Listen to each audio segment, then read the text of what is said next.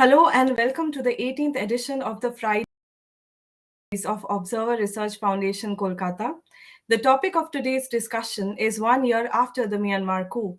This month, as you know, marks 1 year since the junta or Tatmadaw took control of the government in Myanmar.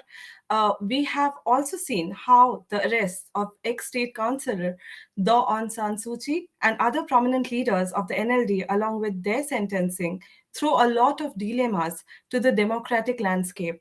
For the past year, the nation is engulfed in mass civil disobedience movements, ethnic conflicts, and COVID 19 that has essentially impacted the economy. Public services have collapsed. Indeed, the health and education systems are the worst affected segments. Under such circumstances, sanctions have been imposed on the military generals and their companies by the Western nations. The immediate neighbors have also raised concerns. Thus, a number of questions are coming to the forefront with regard to how the military junta will rule the second year, whether the pro democracy movements can turn tables, what will be India Myanmar relations, and also, most importantly, the role of China. To address each question comprehensively, we'll be dividing the talk into two segments, whereby the first will be addressing questions that will look into the internal dynamics of the nation. The second round, we will look into the international ramifications after the coup and the future strategies. So, to discuss all these issues, we have an is V.S. Shashadri, who was a former Indian ambassador to Myanmar and is currently senior fellow in Delhi Policy Group. We have Suhasini Hadar, who is the national editor and diplomatic affairs editor, The Hindu, Michael Lubina, assistant professor, Jagiellonian University, Pune, and Sanjay Pa, who is currently independent researcher on international policy and security issues. I welcome you all to today's discussion. Like I already mentioned, the first segment will look into the internal dynamics of the nation. I will first turn towards Ambassador V.S. Shashadri for his introductory comment, and I will also like to ask you what will be the strategy of the Myanmar junta in ruling the second year.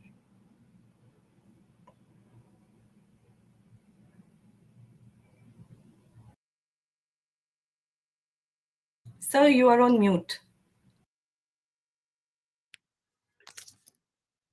Thank you, Sriparna, and thanks ORF for inviting me to be part of this roundtable with such an expert panel. Uh, of course, the situation in Myanmar at the moment is not a very happy one. Turmoil is a word that is getting often used to describe it. Uh, while there may be apparent peace prevailing in parts of the country, there is nevertheless also armed conflict and violence in several regions. The death toll, we are told, is rising. And violent incidents are also not uncommon, even in the capital, not capital, the commercial capital, Yangon. Now, it's particularly disquieting for people who have been there when there were good times, when there was optimism, there was hope. 10 years ago, at this time in 2012, although the president then was a former General Thein Sein, and the country was transitioning from what was another 2 decades of tough military rule from 1989 to 2010 to what they called a disciplined democracy. There was much positive energy and excitement. Do Suu Kyi had been freed from house arrest in November 2010, and she and the NLD decided and were allowed to participate in the by-elections in April 2012. And there were vast changes. Media became far freer. Political prisoners were released. Myanmar could fully benefit from the World Bank and IMF assistance. with Japan helping them to clear the loans. Sanctions got lifted. Even the US began to engage, and several high level visits followed, including that by our own Prime Minister, Dr. Manmohan Singh, in May 2012. Myanmar's economy and exports perked up, and of course, Suchi and her NLD backed almost all the seats for which the by elections were held then and in the 2015 elections. And I can distinctly recall Suhasini either coming from the Hindu covering those by elections in a very exciting period of time. Now, if that marked a beginning to what was a decade of greater openness and democratic elections, we have now seen a retreat. The military takeover last year on grounds of alleged electoral fraud has divided the country. What began as a civil disobedience movement with participation of medical professionals, civil servants, and some Gen Z activists has now gone transformed uh, into some going underground, joining local militias or people's defense forces being set up.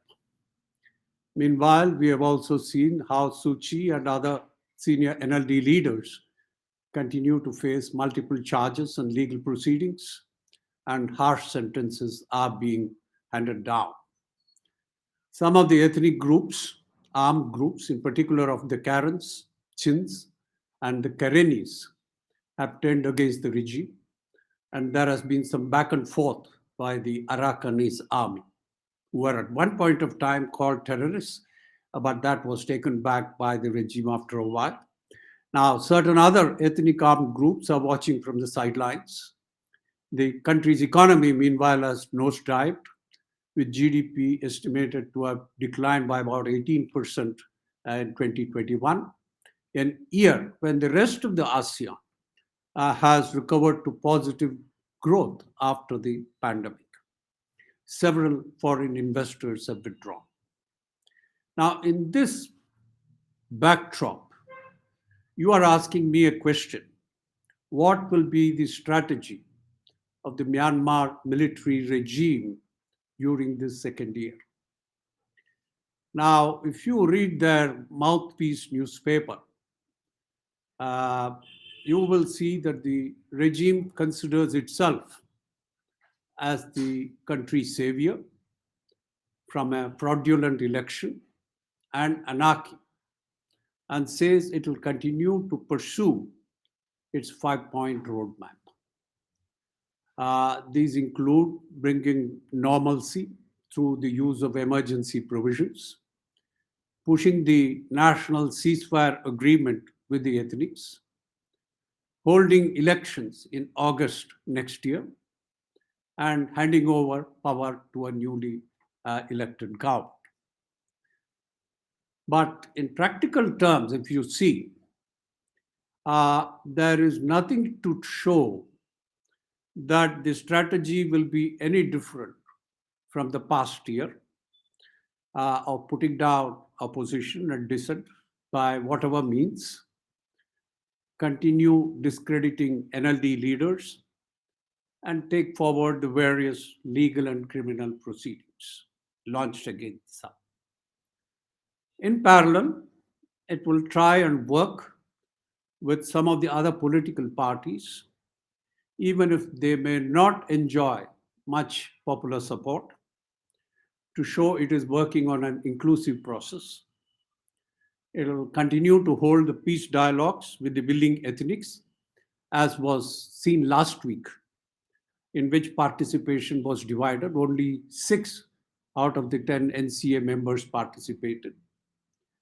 It will also, through the regime appointed election commission, try and prepare for an election for a favored outcome. Whether NLD will be included still remains open, although you see comments in both directions. There is also a clear move towards proportional representation in the election rather than the first past the post, which is currently the case.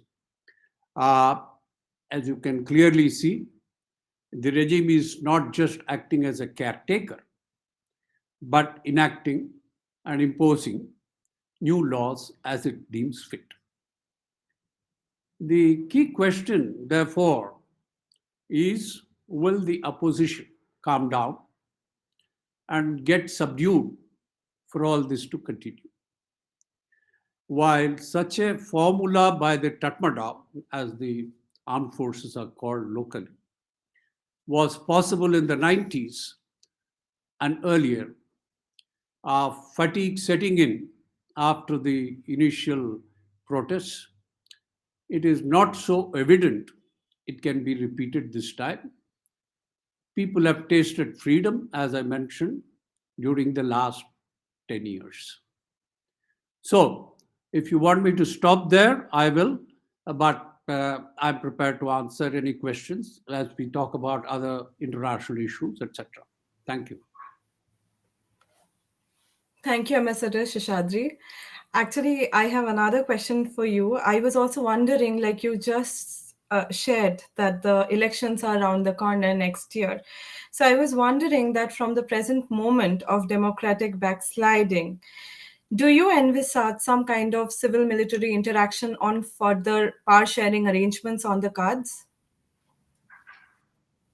Well, I did not talk much about the activities of the uh, opposition, which, as many know, uh, have been in the form of CRPH, the Committee of the Representatives of the Pidong Su Plutao, the combined uh, House of Parliament, the ousted lawmakers, and also the National Unity Government uh, formed by the ousted lawmakers, but also some of the ethnic groups. Now, their protest activities have continued. Initially, they seemed more on the defensive and peaceful protests, but subsequently, it has also got morphed into more uh, people's defensive forces, which does not bar use of violence. Uh, it is not clear if Aung San Suu Kyi would have approved of such a means, but they have taken to violent means as well, although they call it a defensive force. Now, both sides, the Tatmadaw on one side and the NUG and the CRPH, etc., on the other side, have designated each other terrorists. Uh, they are not willing to talk to each other, they are talking at each other. In fact, in the last few days, uh, when the special envoy of ASEAN, the Cambodian foreign minister, made a proposal to visit Myanmar and also hold discussions with all the parties concerned. This has apparently been denied by the military regime, saying that these are terrorist elements who are subscribing to violence, etc. Likewise, earlier this month, the NUG also took great objection to Dr. Noeline Heiser, the special envoy of the United Nations, making a suggestion that maybe the Tatmadaw has a role and it just cannot keep them on the sidelines. I don't have the exact words now, but more or less this. So you can see that at the moment, the two sides are on different tracks, and we will have to see how progress can get made to bring the two together. Thank you so much, Ambassador Shishadri, for your deliberation and comments. I will now turn to Suhasini Heather. So, after Myanmar's brief interlude of democratic regime.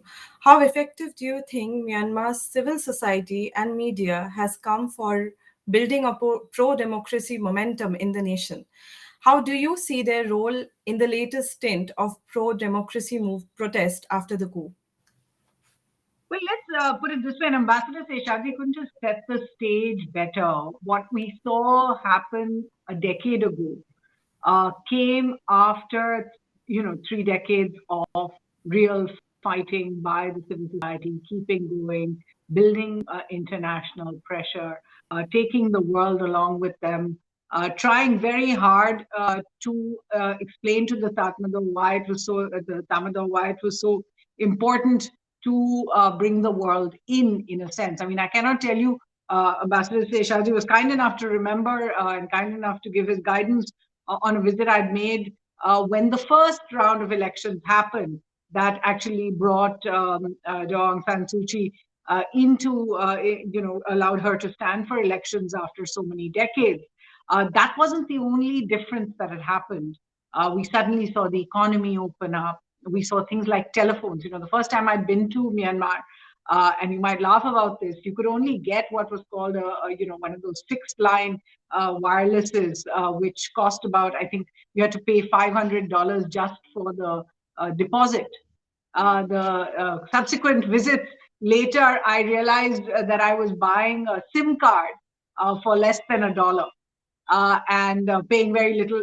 Those are just some of the examples of how things were so easy. You could take in maybe $300 worth, for foreign exchange in the old days, and in subsequent visits, you could just walk into an ATM and withdraw cash.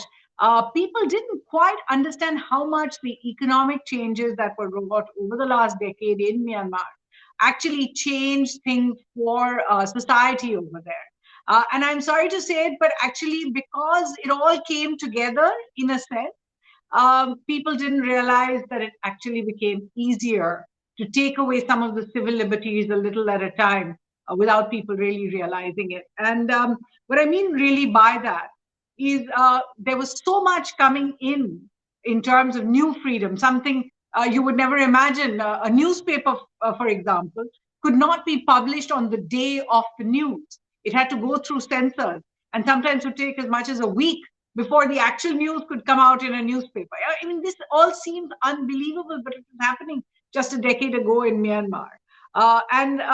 Once things began to open up over there, you suddenly saw stream of internet newspapers, other newspapers, really publishing quite freely, talking about what was happening in Myanmar and documenting, in a sense, this civil society. The problem is that we all became too complacent, including so many of the representatives inside Myanmar. And I will make a point here that even the NLD and Aung San Suu Kyi took what they got very much for granted. And we saw how that played out in a subsequent election when the Tatmadaw decided to redo the rosters, the electoral rosters.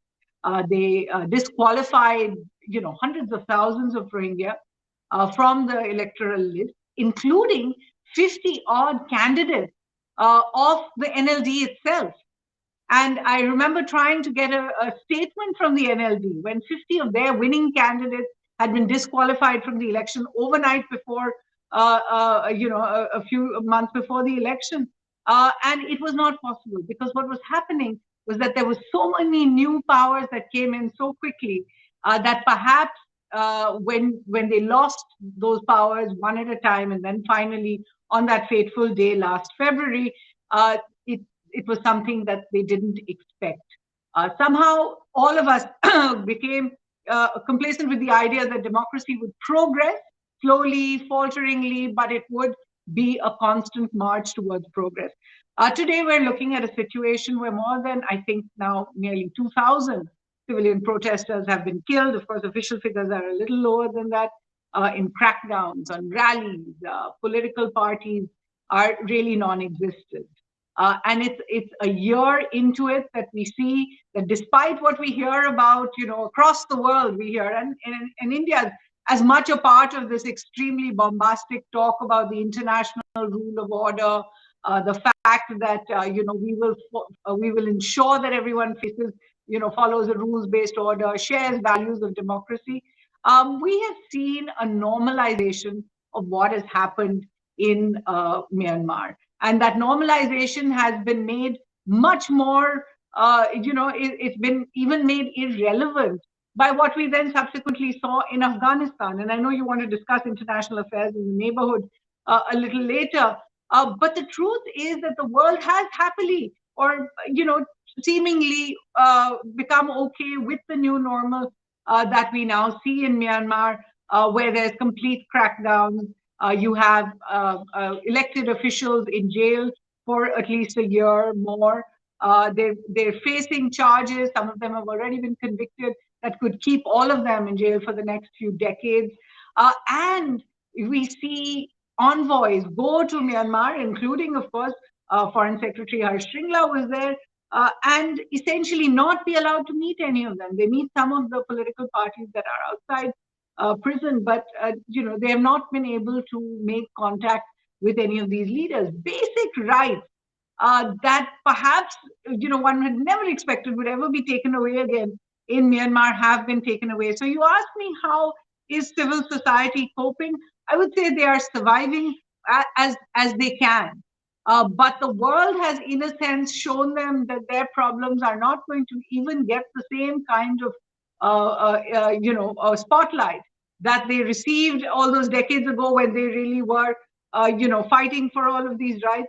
And I think there's also an internal kind of almost understanding that until the Tamada itself decides to change the situation, and and we will accept them saying that they will bring their kind of democracy back, that there will be an election in a year or so. Until that actually happens, it is unlikely that there is going to be much by way of international help. So, what that does to civil society internally is tell them that they really are, in a sense, left to their own devices. There have been sanctions. Those sanctions, as we know from the past, often only hurt the most vulnerable, the weakest in any society.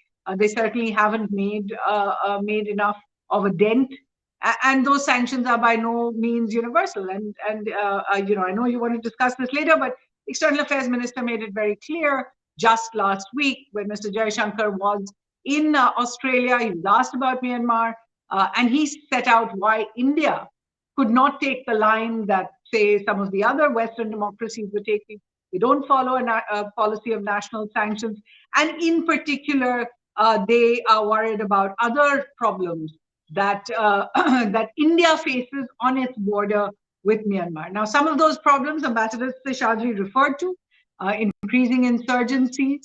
We are dealing with the problems of COVID, rampant COVID in some parts of Myanmar that are not being affected, a humanitarian crisis that is again going below the international radar, and an increase, if you like, in the kind of deprivation that people have faced, particularly in the areas bordering India.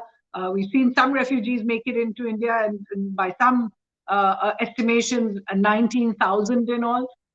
All of this, as we say it even today, is actually going right below the radar, because there is, and I'd like to stop over here, and then we can take questions later. There is now an international fatigue with the story of authoritarianism. Everyone is looking at the growth of authoritarianism in so many parts of the world. Places that were democracies earlier are turning more authoritarian, and we're seeing the world's two newest democracies, if you like, Myanmar and Afghanistan, slip into an abyss where we don't actually see the return of democracy early. But as I said, there is this international fatigue around it, and that is what the civil society inside Myanmar today is confronted with. Thank you so much for giving us a comprehensive overlook of what is currently happening. So I would quickly like to move to Michael Lubina, and I would again like to tell it to all the speakers that we have to strict our conversation in 7 to 8 minutes kindly. Yeah.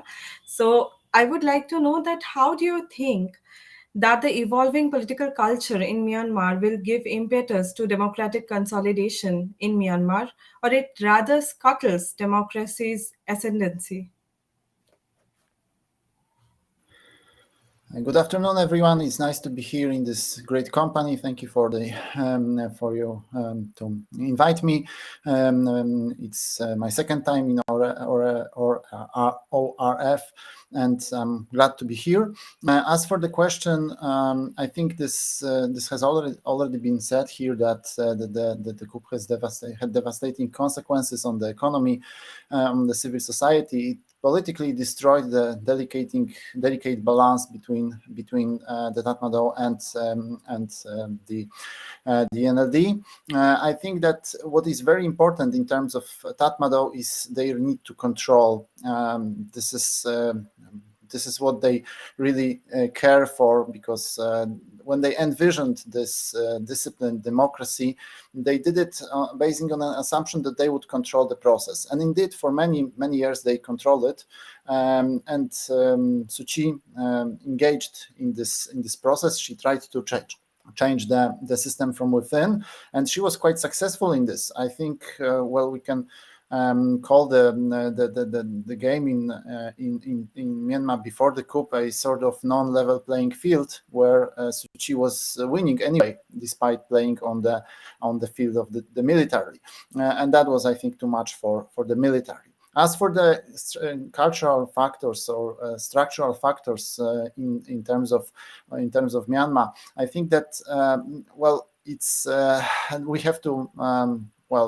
Tatmadaw is as an institution, but also as an alliance of factions. We usually tend to look at Tatmadaw as a sort of unitary institution, where yes, effectively we have a personalized factions going along the patron-client relations, and the dynamics within Tatmadaw is crucial to understanding of the political process. But the problem is that we know very little.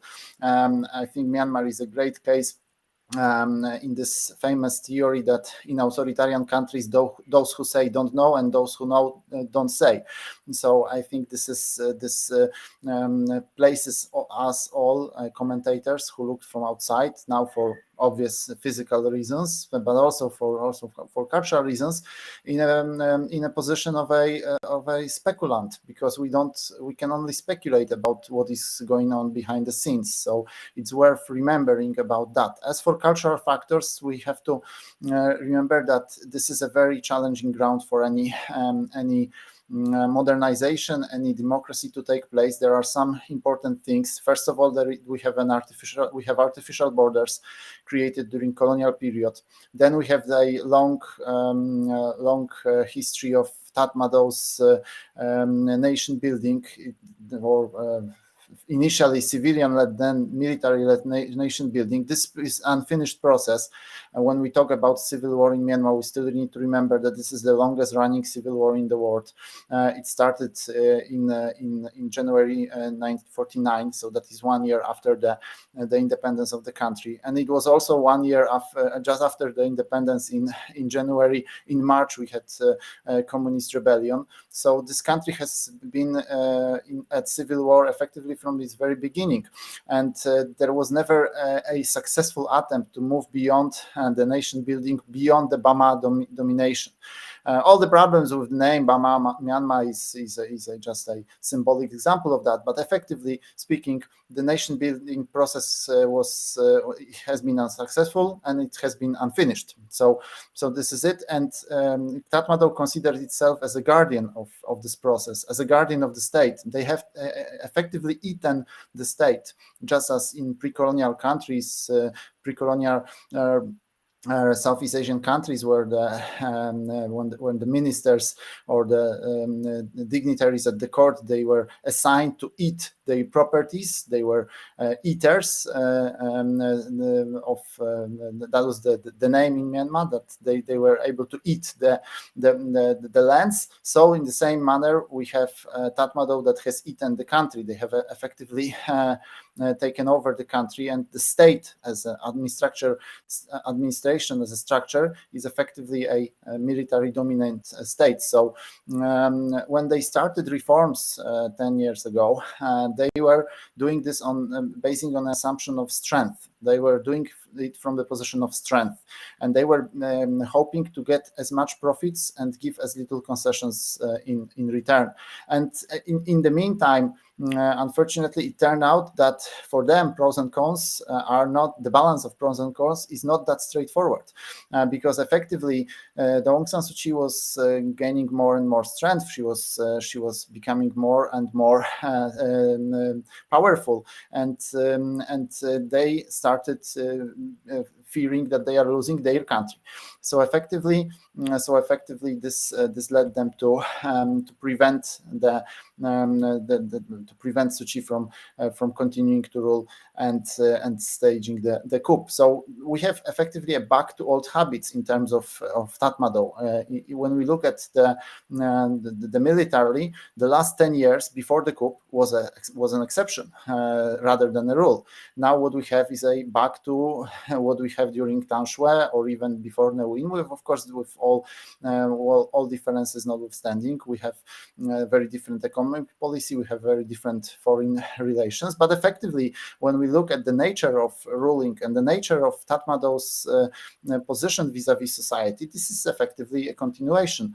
So it's a very hard ground for any democratic change to proceed. So that said, culturally speaking, the circumstances are unfavorable. However, what happened in the last year with this general uprising, resistant movements, we have now effectively two-front civil war. One front is with the ethnic arms organizations, and this is the ethnic war which I mentioned a little bit earlier, the one which is waning and waxing depending on the situation.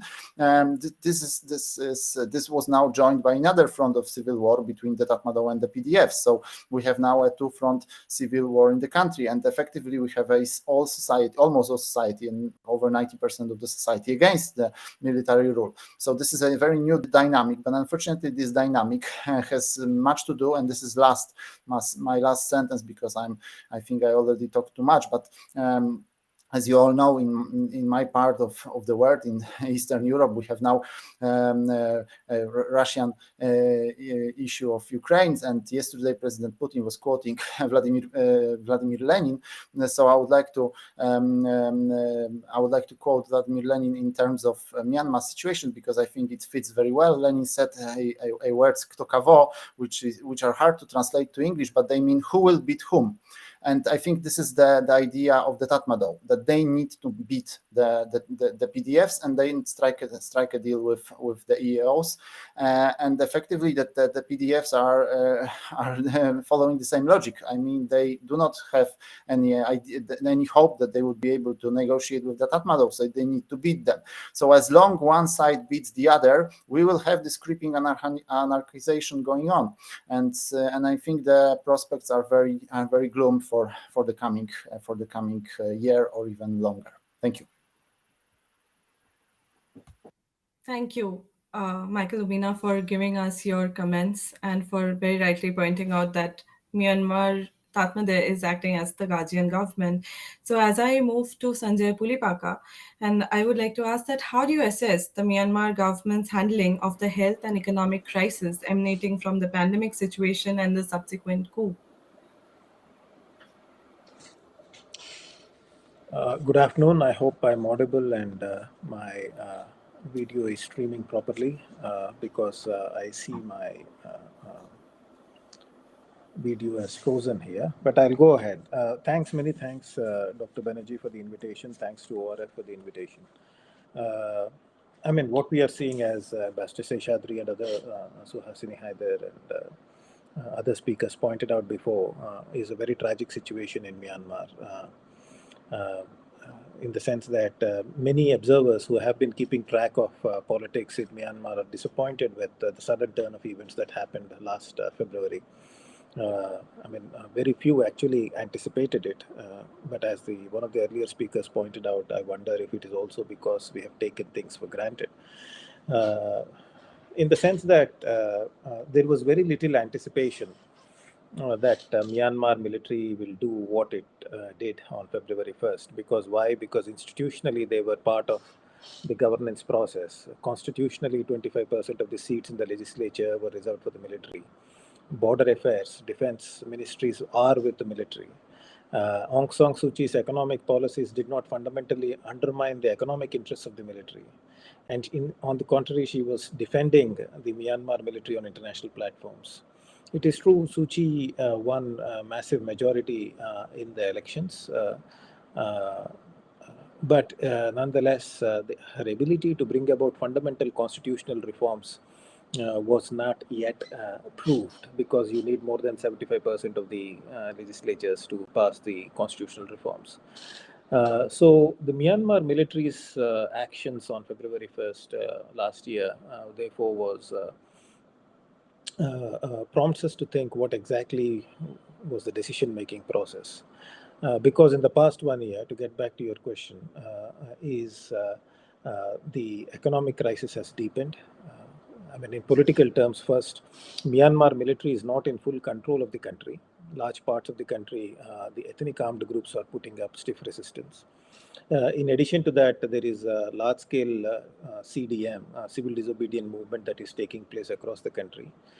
Parts of the democracy movement have morphed into People's Defense Forces. There are random acts of violence. And the People Defense Forces are collaborating with the ethnic armed groups in some parts of the country. So the country has descended into in some parts at least, into some form of ethnic conflict. Severe crisis is taking place. So overall, the political situation, we are witnessing a stalemate, in the sense that Myanmar military is not able to assert its control on large parts of territory. Ethnic armed groups are able to inflict pain on Myanmar military, but not substantial defeat. The civil disobedience movement has, for the past 1 year, has demonstrated considerable resilience, but has not demonstrated ability to unseat the Myanmar military or bring about a split or fissures in the Tatmadaw or in the military-led authoritarian government. So what we are seeing is a very painful stalemate in Myanmar in the past 1 year, and this is also having an impact on the economy and the social cohesion of the country. The economy is tanking, the inflation is back, the Myanmar chart currency is spiking. Earlier, if you pay $1, you would get it at $800. $1 would translate into 700 chat or 800 chat or whatever. Now it is running into thousands. The inflation is very high. The basic amenities are falling apart. The medical workers, the other civil administration are often going on strike. So as a consequence, the healthcare facilities are collapsing. So therefore, in that sense, what we are seeing is a severe stress on social and economic systems as well. So how is Myanmar military trying to respond to these challenges? One of the important ways that they're trying to do it in the political realm is to somehow, through sheer physical force. In the past 10 years, as the country was opening up, Myanmar military had access to weapon systems from across the world, and they had better resources to acquire the weapons. And so therefore, they were able to tilt the balance of power in terms of weapons and the way they are deploying them now. You are seeing the use of Air Force on civilian locations as well. So therefore, that is one component of Myanmar military's response, is to use a lot of force to subdue ethnic armed groups and assert control. The other dimension in the economic realm, what we have seen is they are moving closer and closer to China. Because there is a flight of for foreign investors that is taking place. Some of the big companies are vacating their investments and moving out of Myanmar. So the economic landscape of Myanmar is slowly losing its diversity of players. In the past 10 years, we have witnessed some amount of diversity of economic players with various international countries, companies investing in Myanmar. Today, that diversity is sort of rolling back. So this economic space domain is open more and more for Chinese. They have constituted special committees to fast track economic investments from China. That is what we are seeing. But at the same time, whether movement and the other important dimension that has happened is they have started a pilot project on trading using the Chinese currency renminbi. That will allow them to break free from the Western sanctions also. So what you are seeing is something very interesting in the sense that they are experimenting on how to plug into Chinese economy and Chinese investments in a much deeper manner. Uh, I doubt whether that economic program or agenda or the reform, the tactics that they are deploying will result in significant economic shifts in Myanmar's economy. It may throw a lifeline to Myanmar military, but that will not fundamentally spur the economic activity in the country. And a lot will depend on the resilience of civil disobedience movement and the ethnic armed groups' ability to coordinate. The other thing that we need to notice is ethnic armed groups are putting up a stiff fight, but they are not coordinating their actions. As Ambassador Seshadri and others pointed out earlier, all the ethnic groups are not also picking up arms and fighting the Myanmar military. So there is lack of coordination and there is lack of plan of action to act on a single plan of action is also absent. So in terms of military and coercive tactics, Myanmar military has an upper hand, but in terms of managing economy and social cohesion, Myanmar military is losing out. You are seeing a lot of refugees moving into Thailand, into India as well, into Mizoram state. So that is also an indication of the growing stress that is taking place in Myanmar society, and people are moving out as fast as they can for greener pastures. So if the educated and the able-bodied people start moving out of Myanmar in search of employment and even basic security, then the economic activity will further get hit badly by these developments. So these are some of the things that we need to keep in mind as we assess and evaluate the situation in evolving in Myanmar. I'll stop here. That's 8 minutes, and I'll take questions later. Thank you, Dr. Pulipaka, for your comments. Now, we can move to the next segment of our session, where we move into the international issues. So, I would first like to ask Ambassador Shishadri that how will India-Myanmar relationship in the near future? As India has begun its political engagements with the military generals, how will a decision to engage Myanmar's junta will contribute towards India's broader strategic aspirations as opposed to China?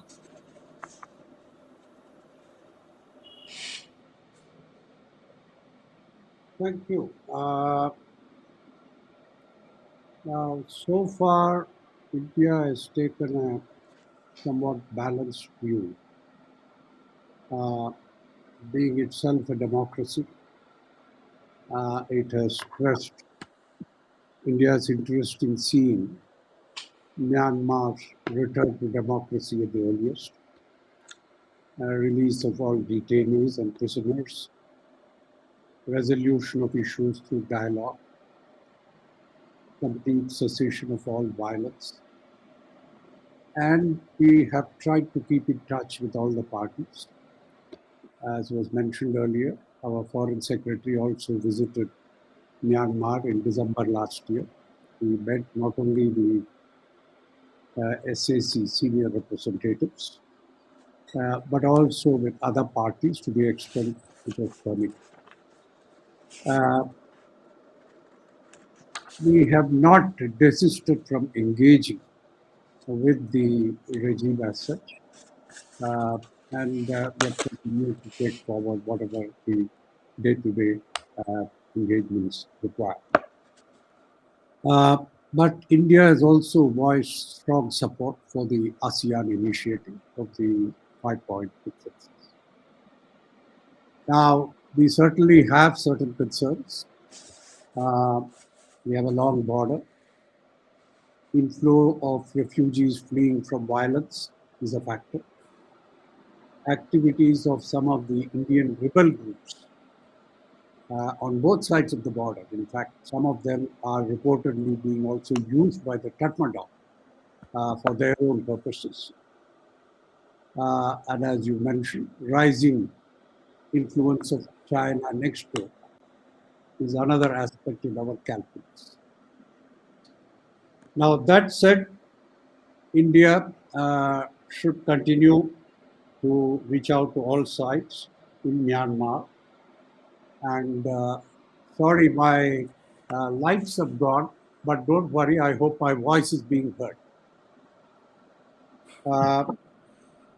And if we can work with ASEAN and countries like Japan to see if dialogue and diplomacy can work, that may be the only path, as far as I can see, for longer term stability and sustainability.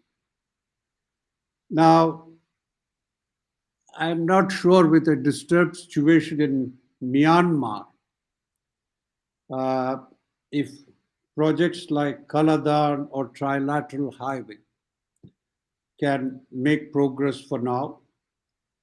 But even as we advocate peace and dialogue in Myanmar, it may also be a good time for bringing peace to the Northeast and get our own rebels into a political dialogue and not be subject to machinations next door, as some reports suggest. That is something that I would certainly recommend. But I would have a brief word about the ASEAN initiative, if I may.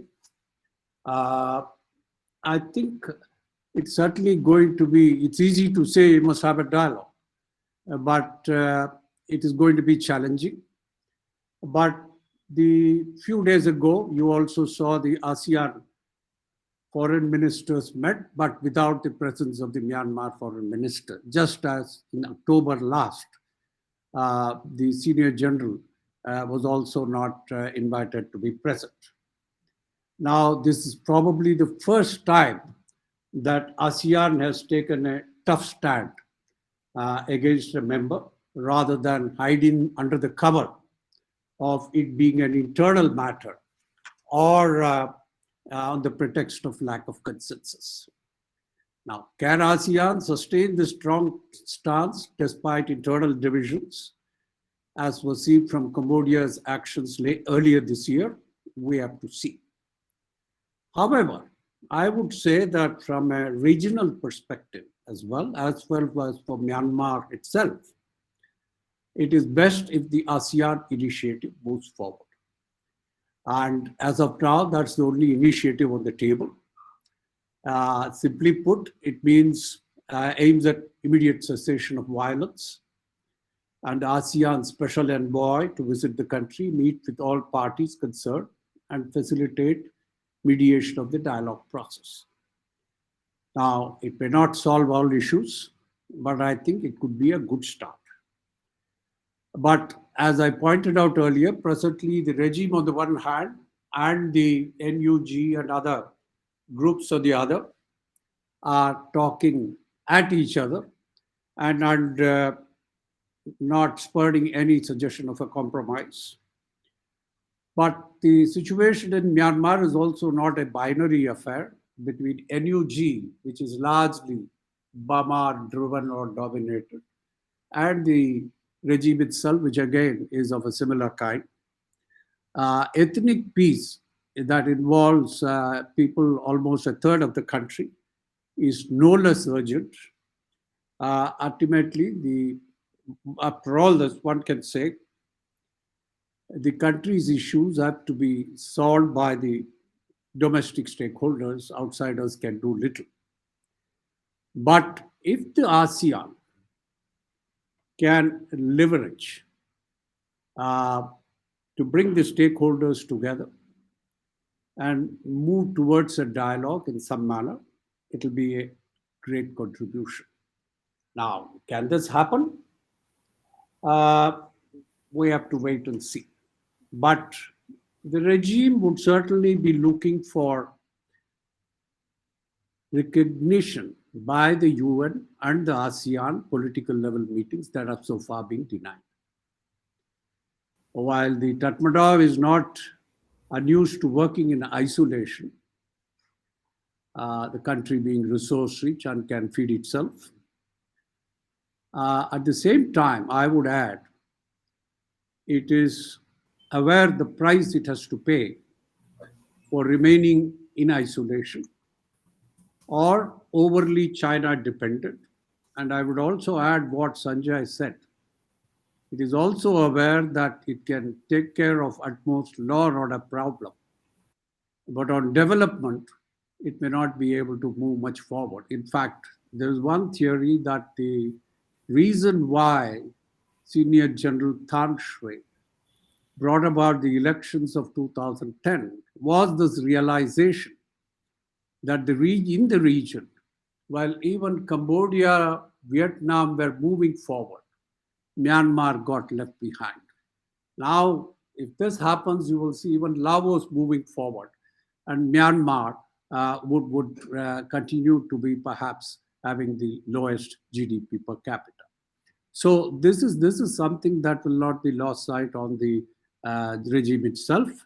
To what extent, of course, all this can be factored into in moving forward the dialogue remains to be seen. Thank you. Thank you, Ambassador Shishadri. I will request Michael Rubina, could you add to the question that was asked to Ambassador Shishadri regarding the ASEAN aspect? He added some lines. So do you think that ASEAN as an institution will be able to play a role in pragmatically engaging Junta to adhere to the 5-point consensus? I'm quite happy because we have very little time left, and Yes. and my answer will be short. I don't see any future for ASEAN here. ASEAN is hopelessly divided. Some countries of ASEAN, especially the maritime countries as Malaysia or Indonesia or Singapore, are more critical of the junta. Others like Thailand or Vietnam are more pro-junta. Cambodia is in the latter camp. So effectively, ASEAN is hopelessly divided, and ASEAN will wait and see until the dust falls and who will win in Myanmar. Those who this side, whichever side wins, ASEAN will engage this side later on. But I don't see any future for ASEAN resolving the crisis. The crisis must be resolved by the Burmese by themselves. How that would be? Well, probably by eliminating one of the sides. So but maybe a miracle happens. But unless a miracle happens, we will have a all-out civil war, and only one side would emerge victorious from this scenario. ASEAN, unfortunately, can only sit and watch, and this is what they are effectively doing, because they all this diplomatic talk aside, they have very little idea how to engage it, and they effectively gave up, I think, even Cambodia. Thank you. Thank you. I will quickly move to Sanjay Pulipaka. Would you please, I have a question for you, that what will be the focus of Myanmar's foreign policy in terms of strengthening its economic and security ties with regional partners, including India, Japan, Thailand, South Korea, and Singapore? For regional partners such as India and Japan and others to invest, the political situation needs to improve. Unlike before, one of the most important things that we need to recognize that has happened in Myanmar is that today the youngsters there and the protesters or the people today have far greater tools at their disposal to communicate to the world. So that is what we are seeing today. A lot of images, a lot of communication about what is happening in the ground is getting communicated to the world. And as a consequence, even in ASEAN countries, which earlier used to have this non-interference in internal affairs, is being felt. Why? Because the youngsters are able to communicate with their counterparts in Indonesia, Malaysia, Singapore, and other parts of the world. So, of course, so that is the important dimension that we need to keep in mind. Unlike before, India and other democratic countries will find it very difficult to scale up their economic investments in Myanmar. Why? Precisely because of the reason that I pointed out. It will be very costly for them in other markets because of alleged human rights situation or the severe political crisis that Myanmar is in. So that is the reason why you have seen even Indian companies withdrawing from Myanmar in the recent past. I think, if I'm not mistaken, Adani Ports has withdrawn from one of the, or suspended one of the projects, if that is the correct word that needs to be deployed. And similarly, we are seeing many Western countries are also going back. Some may not go back, but there won't be additional investments, or there will be certain amount of lack of enthusiasm. So unless the political situation gets resolved, this dynamic will not get, the economic investments in Myanmar will not witness an upward momentum from countries such as India. So that is something that we need to keep in mind. The other important dimension, as we were discussing just now, in just 2 minutes, is ASEAN. For whatever reasons that I just pointed out, various reasons such as communication technologies, greater interactions, and of course countries such as Malaysia and Indonesia have been having problems with Tatmadaw and Rohingya issue specifically, and Singapore and others have been calling for a greater political stability in Myanmar. So therefore, ASEAN in the near future will be an important player in Myanmar's politics. The conflict will have to be resolved, as the earlier speaker pointed out, by the domestic players within Myanmar. Unless they get into some sort of an agreement, that will not happen. But ASEAN needs to facilitate. What does Myanmar military's plan of action looks like? It looks like that they want to have a newly elected government based on proportional representation, which means there is no single party out there that can win large majority of seats, because even the military supported parties are getting 18-20% or whatever. They'll end up with 20% of seats rather than just single digit representation in the parliament. So that is their plan of action that they want to operationalize in the coming months and years, hopefully. That is what they're aiming for. The democracy protesters want the existing framework to remain so that they can take on Myanmar military through constitutional amendments. So that is where the real problem lies in terms of resolving the situation. And people and the external players such as ASEAN should be facilitators in pushing both the parties. Of course, as the earlier speaker pointed out, there are limitations to what ASEAN can do.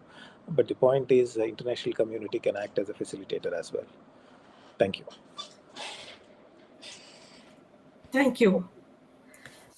To Suhasini Heather, I would like to know that we know that the 5th BIMSTEC summit will be held shortly, and as you were raising the refugee issue and that is coming into the forefront, do you think that the Rohingya issue will vitiate the atmosphere, as both Myanmar and Bangladesh are members of this sector-driven sub-regional organization? Well, to begin with, we don't know whether the BIMSTEC summit that's due to be held on March 31st, I think, in Colombo, or maybe a hybrid format, will actually include Myanmar. Because as of now, the Sri Lankan government is in consultations with other members of BIMSTEC to try and see whether they should take the same line that ASEAN did and include the military junta in that summit at all.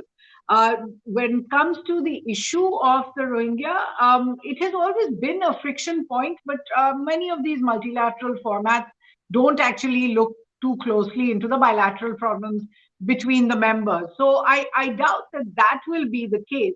However, I do think that somewhere there is going to have to be a determination of just what matters. We cannot have a situation where the world continues to say that we don't approve of what Myanmar is doing, but we need to engage because otherwise things could get much worse. There has to be some kind of a principle that is worked out. What we have seen so far is Western countries simply saying we will sanction, if the engagements are happening, they're happening through former envoys and others.